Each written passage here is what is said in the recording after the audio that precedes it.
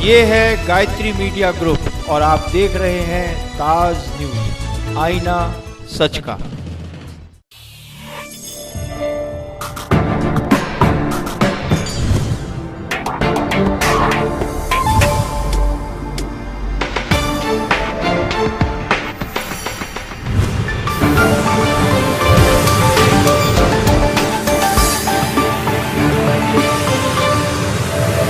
नमस्कार, ताज न्यूज के इस बुलेटिन में स्वागत है आपका। मैं हूं मीनू सिंह और आई खबरों की शुरुआत करते हैं सुर्खियों के साथ।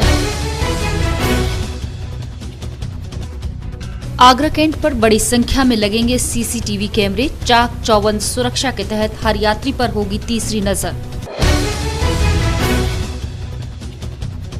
पूर्व प्रधानमंत्री अटल जी का जन्मदिन मना सादगी के साथ। एचआरडी मिनिस्टर कठेरिया ने ताजमहल पर चलाया सफाई अभियान। संजय प्लेस में टूटा नगर निगम के महावली का कहर। स्थानीय लोगों के विरोध के बावजूद काटे चालान, सामान किया जब्त। और क्रिसमस पर शहर के हर चर्च में चला प्रार्थना सभाओं का दौर। समाज के हर वर्ग ने एक दूसरे को दी मैरी क्रिसमस बोलकर शुभकामनाएं। अब खबरें विस्तार से। आगरा कैंट रेलवे स्टेशन पर सुरक्षा व्यवस्था और चाक चौबंद करने के उद्देश्य से बड़ी संख्या में कैमरे लगाए जा रहे हैं। इनमें से कई कैमरे हिडन रहेंगे, जिससे हर यात्री पर नजर रखी जा सके। ये कार्य आगामी मार्च तक पूरा कर लिया जाएगा। हमें सेफ्टी को महत्वता देते हुए हम लोग इसको कॉशियसली हम लोग गाड़ियों को चलाते हैं, जिसकी वजह से ज़रूर डिले होता है।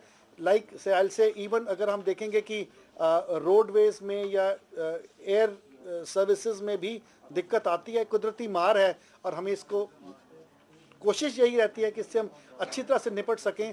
इम्पॉर्टेंट चीज़ ये है कि हमारे यहाँ पे सेफ्टी से खिलवाड़ ना हो, जिसके लिए हम हमेशा कार्यरत रहते हैं। रेलवे विभाग ने यात्रियों को और अधिक सुविधा मुहैया कराने के उद्देश्य से आगरा कैंट रेलवे स्टेशन पर गुड़गांव की messrs Sistema Shyam tele services limited company की मदद से वाईफाई सेवा प्रारंभ की है, जो कि बिल्कुल मुफ्त होगी।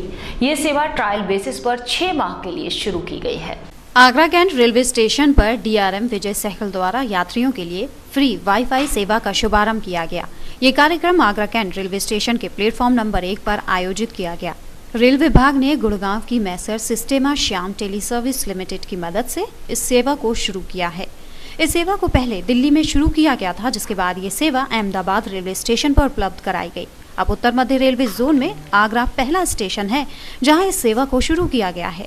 इस सेवा के शुरू होने से यात्रियों में उत्साह है। डीआरएम ने बताया कि ये ट्रायल रूप से शुरू की गई है, जिसकी अवधि 6 माह रखी गई है। इस घंटे के अंदर किसी भी एक मोबाइल नंबर पर आधे घंटे के लिए ये सुविधा निःशुल्क उपलब्ध रहेगी। पूरे स्टेशन पर किसी भी प्लेटफॉर्म पर ये सुविधा लोगों को, हमारे पैसेंजर भाइयों को मिल सकती है। और जो एक प्रयास हम लोगों ने आज यहाँ पे किया है, ये नॉर्थ सेंट्रल रेलवे में आगरा मंडल पहला मंडल ऐसा है जिसके स्टेशन पर यह सुविधा प्रारंभ की जा चुकी है।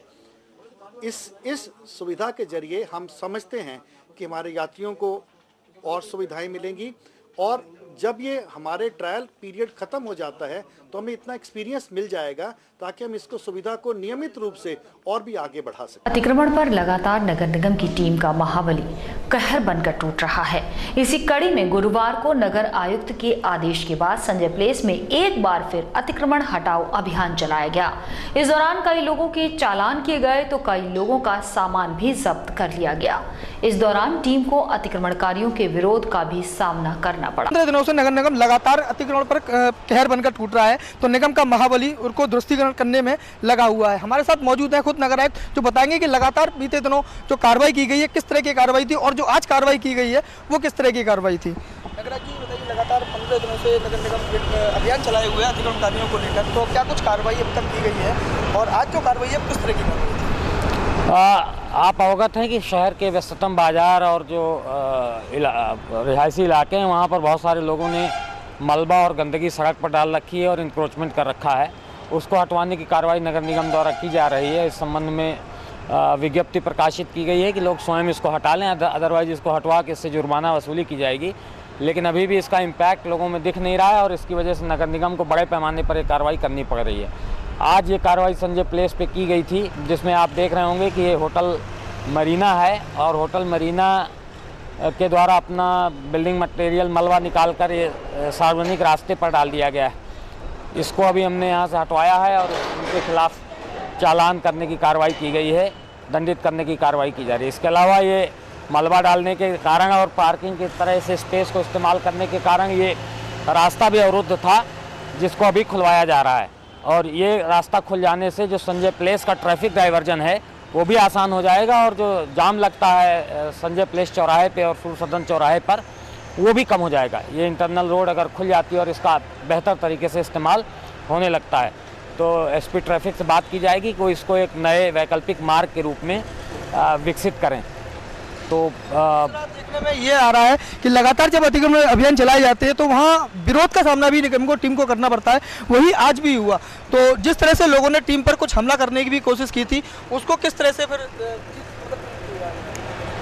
नगर निगम का काम दुरूह कार्य है और जब किसी का अतिक्रमण हटता है या कोई कब्जा हटाया जाता है तो आक्रोश स्वाभाविक हो जाता है, लेकिन कई बार ये आक्रोश कानून की सीमाएं पार करने लगता है। जब लोग हमलावर होने लगते हैं तो ऐसा करने से लोगों को बचना चाहिए, कानून को अपने हाथ से लेने से बचना चाहिए, अदरवाइज कानून अपना कार्य करेगा। जो व्यक्ति इस प्रकार की हरकतें करेगा उसके विरुद्ध कानूनी कार्रवाई की जाएगी, मुकदमे कायम होंगे। पुलिस मौके पर 4-5 लोगों को पकड़ कर ले गई है जिन्होंने अतिक्रमण हटाने के कार्यक्रम में बाधा बनने की कोशिश की। एक हमारे कर्मचारी पर उन्होंने गर्म दूध भी डालने की कोशिश की, तो वो पुलिस एक्शन करेगी, पुलिस उस पर संज्ञान ले चुकी है। देखने में ये आता है कि लगातार जो है निगम पर कभी कभी उंगलियां भी उठती है कि निगम केवल ऐसे ही टारगेट को केवल टारगेट करता है जहां आसान होता है, व्यस्तम बाजारों में निगम अपनी कार्रवाई को अंजाम नहीं देता। तो उनके लिए क्या कहना चाहिए? आप सहमत होंगे कि संजय प्लेस से ज़्यादा व्यस्तम बाजार कोई नहीं है और संजय प्लेस में लगातार विगत 10-15 दिनों में 2-1 दिन का अंतराल देकर ये कार्रवाइयाँ निरंतर की जा रही हैं।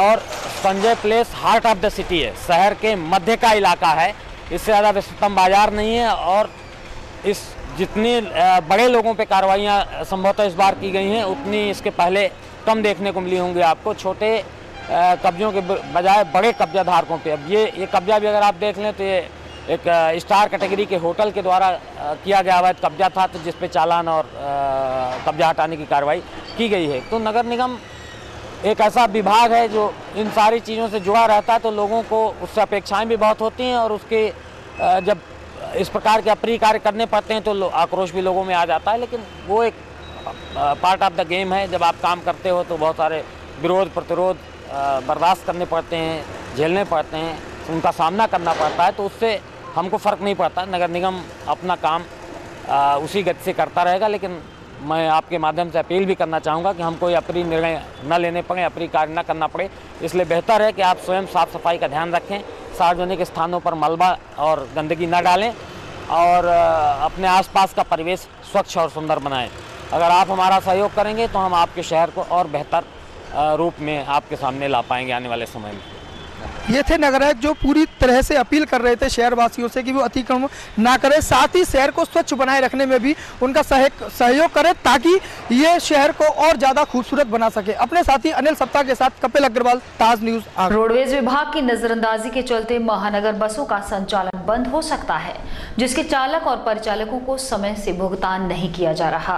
पिछले कई माह से भुगतान न होने से नाराज ये संविदा कर्मचारी काम का बहिष्कार करने का मन बना रहे हैं। उत्तर प्रदेश परिवहन निगम का मनमानित रवैया इन दिनों संविदा कर्मचारियों की मुसीबत बन गया है। परिवहन विभाग अधिकारियों की अनदेखी से महानगर बसों के संचालन में बाधा खड़ी हो सकती है। सिटी बस चालक परिचालकों को समय से परिवहन विभाग द्वारा वेतन भुगतान न मिलने से कर्मचारी खासी परेशानी महसूस कर रहे हैं। चालक परिचालकों की माने तो पिछले 4 महीने से वेतन भुगतान नहीं किया गया। इसे लेकर चालक परिचालक बसों के संचालन का बहिष्कार करने का मन बना रहे हैं। सैलरी जो है 3 महीने की ड्यू हो गई, 4था महीना लग गया और जो है आज तक अधिकारियों के कान पे जू तक नहीं लग रहा है कि हमें वेतन देना है कर्मचारी का। कर्मचारी बहुत बेहद परेशान है।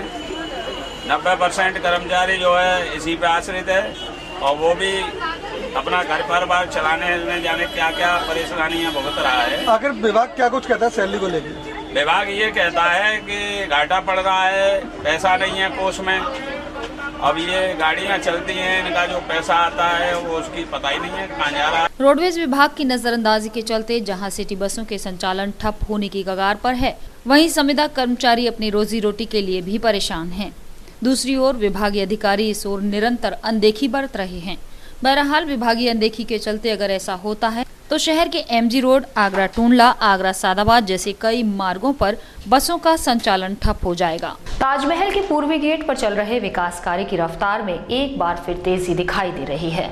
साथ ही पूर्वी गेट के पास बन रहे नाले को भी अत्याधुनिक तरीके से बनाया जा रहा है, जिससे नाले से आने वाली दुर्गंध से अब पर्यटकों को निजात मिल सकेगी।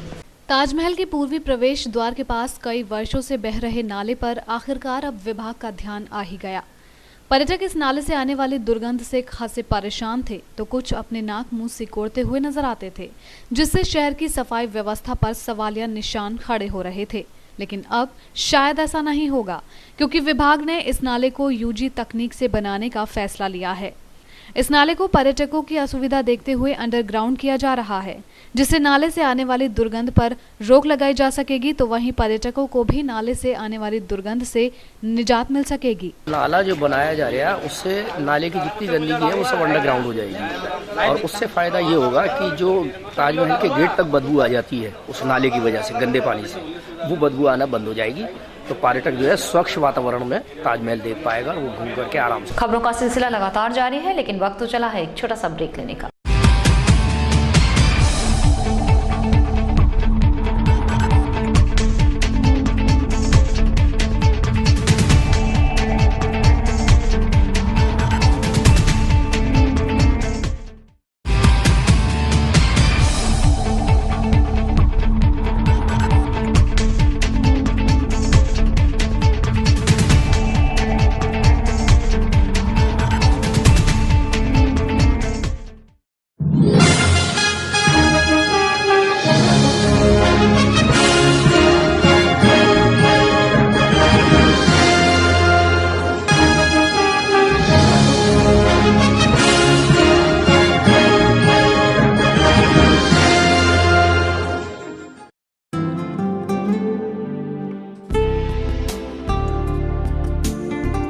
सरल हुआ, सुगम हुआ नया विद्युत संयोजन।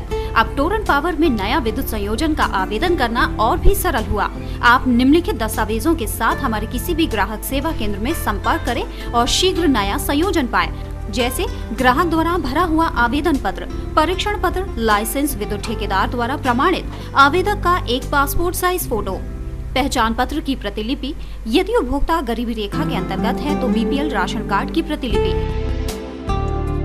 जहां संयोजन अपेक्षित है उस जगह पर कोई बकाया राशि न होने का घोषणा पत्र 10 रुपए के स्टाम्प पेपर पर, अपेक्षित परिसर का स्वामित्व प्रमाण पत्र की प्रतिलिपि या उसके अभाव में 100 रुपए के स्टाम्प पेपर पर क्षतिपूर्तिबद्ध पत्र। यदि आवेदक उस परिसर का स्वामित्व नहीं है तो स्वामित्व प्रमाण पत्र के साथ मालिक द्वारा प्रमाणित अनापत्ति प्रमाण पत्र।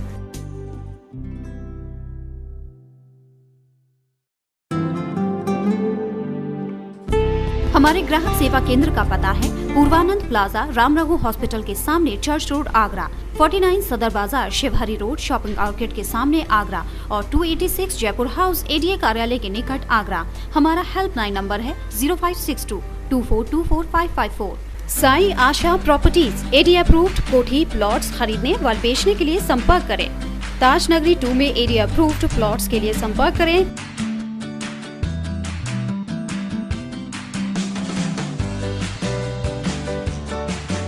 पवन Goyal, Sai Asha properties, shop number 56, Sofuda road, ADA height, crossing Taj Nagari 2, Agra. Mobile number 9719000022।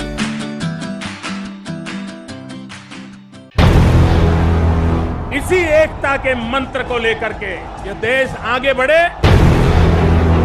Cycle भी सस्ती कर दी। अच्छा, कईयों की चुनाव ऐसे हैं जिसमें टैक्स कमी नहीं कर सकते। मैं केवल मंत्री पद से नहीं, सांसद से भी इस्तीफा दे रहा हूं। संगठन जो है अध्यक्ष का विरोध कर रहे हैं, पार्टी का नहीं विरोध कर रहे।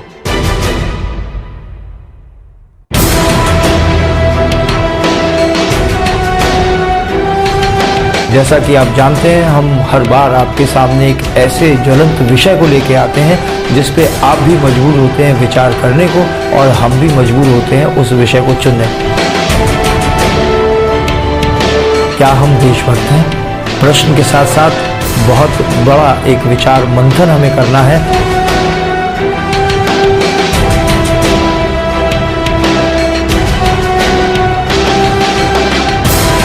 नमस्कार दर्शकों, स्वागत है आपका हमारे कार्यक्रम मंथन में, जो देश के किसी भी कोने पे, चाहे खेत में, खलिहान में, चाहे रेलगाड़ी में, अपने अपने कर्म को अनुशासन से क्रियान्वित कर रहे हैं। क्या वो भी देशभक्त हैं?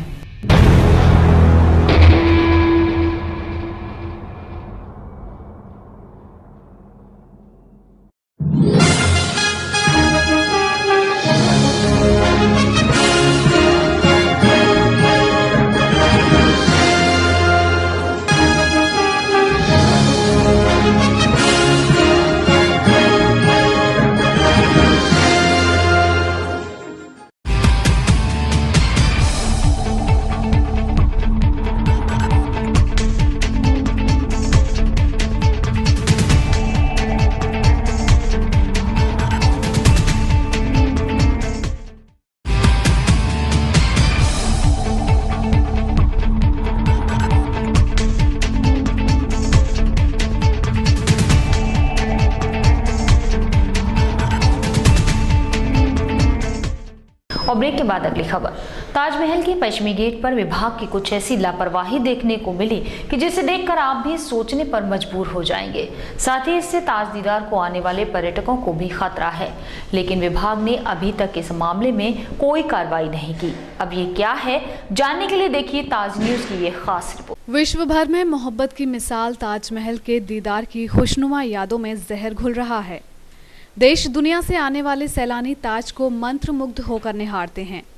इन लम्हों को जिंदगी भर संजोने के लिए कैमरे में कैद करते हैं, लेकिन यादों में संजोने वाले ही उन्हें कड़वा एहसास करा रहे हैं। पहले बात केवल मनमानी वसूली तक ही सीमित थी, लेकिन आज ताज परिसर में फैली ये बदहाली ताज की खूबसूरती पर बदनुमा दाग लगा रही है। खाली प्लॉट कूड़ा घर बन गए हैं, सड़क में गड्ढे हो गए हैं। इसके चलते आए दिन पर्यटक दुर्घटनाग्रस्त हो जाते हैं।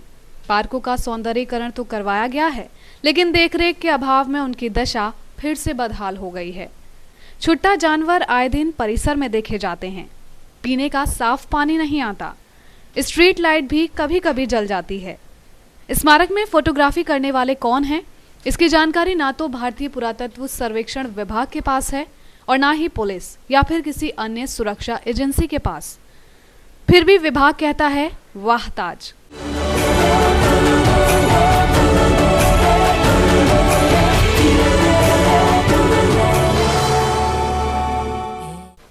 अब हम आपको ताज न्यूज के कैमरे में खींचे उन नज़ारों से अवगत करवाते हैं जिन्हें देख आप अब वाह ताज नहीं, उफ ये सड़कें कहेंगे। देखिए, यह है ताज का पश्चिमी गेट, जहां चंद कदम की दूरी पर सड़क में गड्ढे हैं, जिससे हजारों पर्यटक प्रतिदिन आते जाते हैं। जहां ना जाने कितनी दुर्घटना का शिकार भी होते हैं और ना जाने कितने पर्यटक घायल हो चुके हैं, पर विभाग को इससे कोई सरोकार नहीं। अब सोचिए कि इन पर्यटकों की नज़र पर आगरा की छवि क्या होगी। पर्यटक अपने कैमरे में कैद करके वो क्या तस्वीर दिखाते होंगे, ताज की या फिर ताज के पास फैली अव्यवस्थाओं की।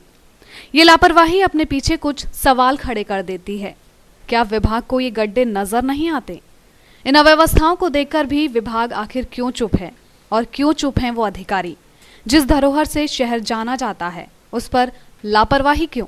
मुख्यमंत्री के दौरे से लेकर कमिश्नर की बैठक तक ही विकास। कब होंगी ये व्यवस्थाएं दुरुस्त?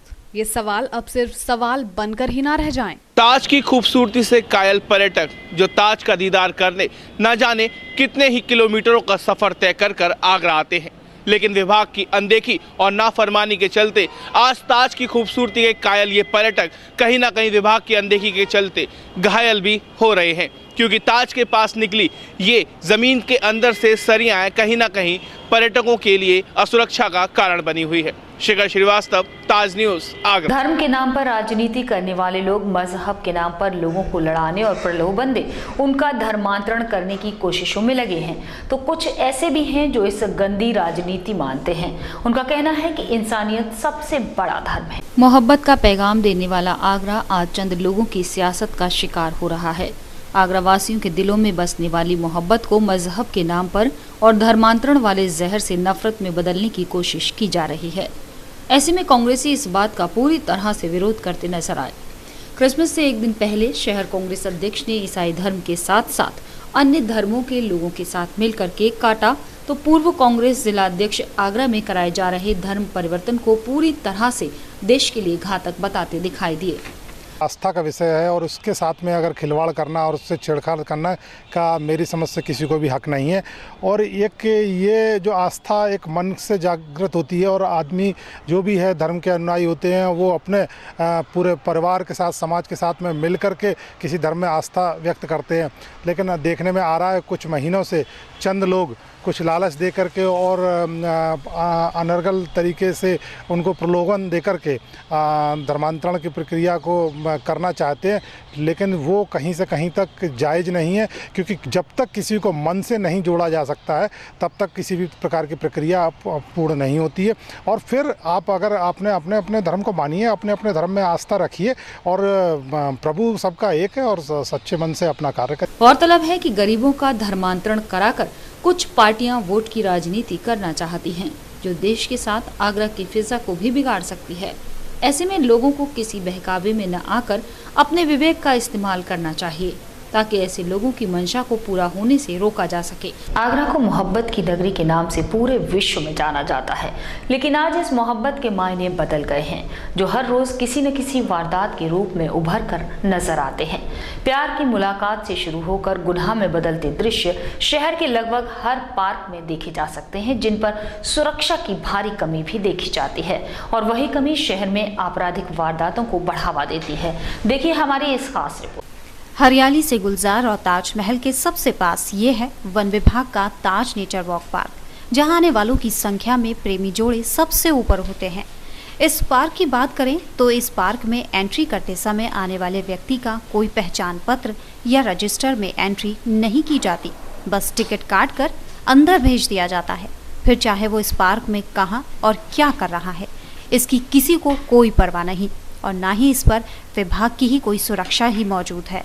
हालांकि वन अधिकारी ललित कुमार का कहना है कि पार्क की निगरानी के लिए सुरक्षा गार्ड घूमते रहते हैं, लेकिन मौजूदा स्थान पर हमारे कैमरे की नजर से इस पार्क में कोई सुरक्षा व्यवस्था नजर नहीं आती। यहाँ ऐसा कोई क्षेत्र नहीं जहाँ पे लोगों को चोट लगे।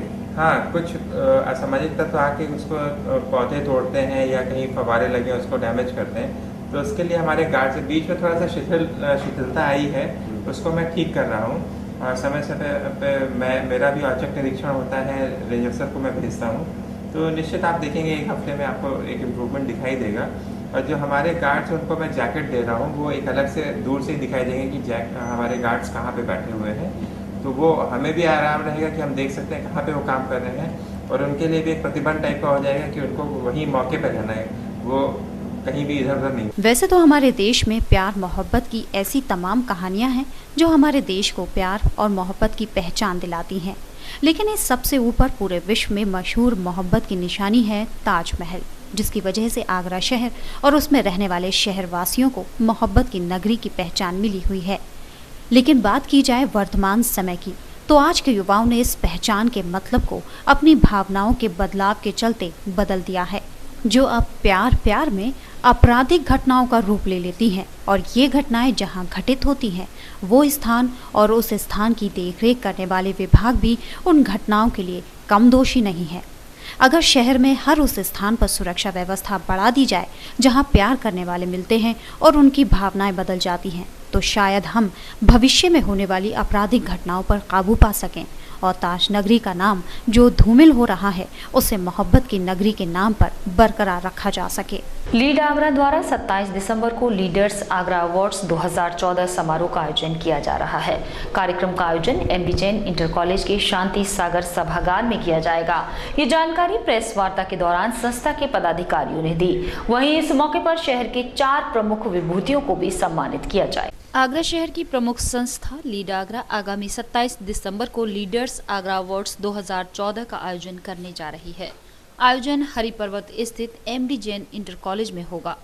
गुरुवार को प्रेस वार्ता के दौरान पदाधिकारियों ने बताया कि लीड आगरा, जिसका प्रमुख उद्देश्य है आगरा के नागरिक विश्व में भारत को लीड करें, इसी क्रम में आगरा जनपद से ताल्लुक रखने वाली विभूतियों को सम्मानित करने का निर्णय लिया गया है। संस्था के सदस्यों ने बताया कि इस कार्य से आगरा के लोगों में अपने शहर से लगाव को जागरूक करने का प्रयास शुरू किया गया है। समाज में जो समाज सेवाएं कर रहे हैं तो उनको हम लोग एक ऑनर देते हैं, उनको एक अवार्ड प्रदान करते हैं। तो उसी संदर्भ में हमने ये आज आपकी प्रेस वार्ता रखी है। तो इसमें हम लोग 4 अवार्ड देते हैं प्रतिवर्ष और उनका नाम हमने रखा है लीडर्स आगरा अवार्ड, जो आगरे में अपने अपने फील्ड में लीडर्स हैं। जैसे कि समाज सेवा के क्षेत्र में हम एक अवार्ड दे रहे हैं हनी अवार्ड, शिक्षा के क्षेत्र में पीसी जैन मेमोरियल अवार्ड दे रहे हैं और प्रोफेशनल सर्विसेज के लिए हम लोग उषा जैन सिंघई अवार्ड दे रहे हैं। और इस बार जो अच्छा है ना, पहली बार जो शुरू किया गया है प्राइड ऑफ आगरा, जो कि आगरा गौरव भी जिसे हिंदी में कह सकते हैं हम लोग। तो आगरे का व्यक्ति जो बाहर जाके काम करके स्ट्रगल करके अपना उसने वजूद बनाया, तो उसको हम एक ऑनर कर। जो प्रोग्राम चल रहा था उसमें कैंसर रोग का पीड़ित व्यक्ति आया और उस ऑटो ड्राइवर को, जो शायद कैंसर का ऑपरेशन नहीं करा सकता था अपनी रोजी रोटी से, लेकिन ये सब लोगों के सहयोग से उसका सफल ऑपरेशन हुआ। अब उसके परिवार को हम कैसा खड़ा करें, ये भी जिम्मेदारी हम लोग अपने ऊपर लेना चाहते हैं, क्योंकि हम चाहते हैं कि 125 करोड़ लोगों को हम नहीं सुधार सकते, लेकिन लीड आगरा का प्रयास है। और अगले वर्ष जो हमारा स्थापना दिवस होगा, हमारा जो अवार्ड समारोह होगा, हमारी कोशिश है और साईं बाबा की कृपा अगर रही हम लोगों के ऊपर, तो कम से कम 100 लोगों को उनके घर पर, उनके परिवार के साथ, उनके पैरों के साथ, उनके रोजगार के साथ उनको खड़ा करेंगे। और एक हम स्लोगन के साथ करेंगे, लीड आगरा का जो प्रयास है वो दूसरों के साथ, दूसरों के परिवार के साथ जुड़ने का है। और अगले वर्ष हम 100 परिवारों के साथ जुड़ेंगे और उनको अपने पैरों पर खड़ा करेंगे, उनको अपना रोजगार देंगे। और इसी के साथ फिलहाल बुलेटिन में सिर्फ इतना ही। अगले बुलेटिन में नई खबरों के साथ आपसे फिर होगी मुलाकात। जुड़े रहिए ताज न्यूज के साथ। नमस्कार।